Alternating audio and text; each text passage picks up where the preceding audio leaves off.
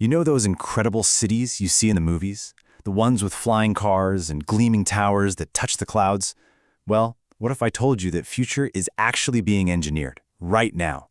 But it turns out, coding that world into existence brings up some pretty huge and pretty tricky questions.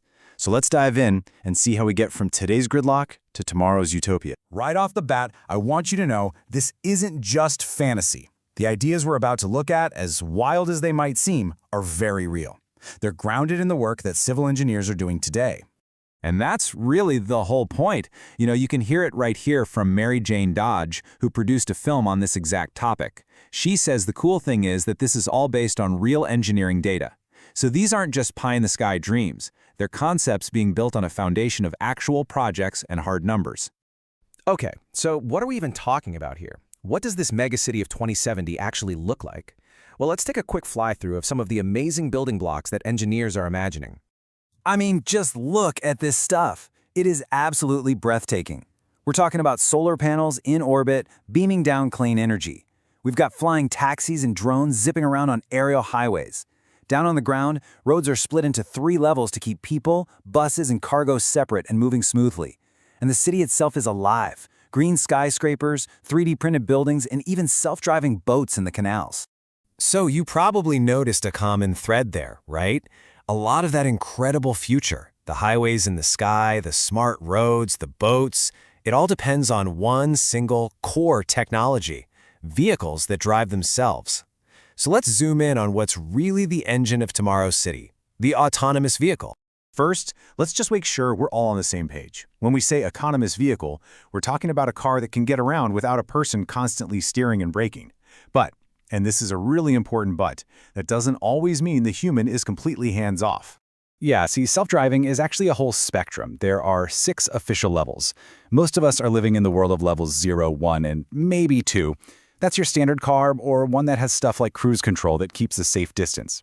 The real jump happens at level 3, where the car is truly driving itself, at least in some situations. But the dream, the big goal for our future city, is level 5. That's a car that needs no human, no steering wheel, nothing, ever. So, if that's the dream, why aren't we all just kicking back and watching movies while our cars drive us around? Well, as exciting as it all sounds, the road to get there is, let's just say, full of some pretty major speed bumps. It's time for a little reality check. And maybe the biggest roadblock of all is us. The trust just isn't there yet. I mean, look at this. A global survey from 2022 found that only about a quarter of people, just 27%, would actually feel safe riding in a self-driving car. That's a huge hurdle. Before this tech can take over, it has to win us over. And building that trust means solving some enormous problems. On the tech side, the software has to be smart enough to handle every weird, unexpected edge case you can imagine. The maps have to be perfect and updated constantly. Then you've got the legal mess. Who's at fault in a crash? And on top of all that, there are huge social questions, like making them hack-proof and ensuring the AI is fair and safe for absolutely everyone. And the data? Well, it shows we still have a ways to go. This chart from testing in California shows how often a human safety driver had to grab the wheel. You can see the leaders, like Waymo and Cruise, were going over 10,000 miles before a human had to step in. That's amazing. But other systems, they needed help every 100 miles or so. The tech is getting better, for sure, but it is not perfect yet. But here's the thing. For all of those incredibly complex problems, the software, the mapping, the laws, the single hardest one to solve isn't technical at all. It can't be fixed with a better sensor or a faster computer. The ultimate roadblock is a question of ethics. And that brings us to the final and, frankly, the most profound part of all this. We have to figure out how to program a conscience into a machine. We have to face the ultimate dilemma. This dilemma has a famous name, the trolley problem, but it's been updated for the AI age. It's a thought experiment for when a crash is absolutely 100% unavoidable.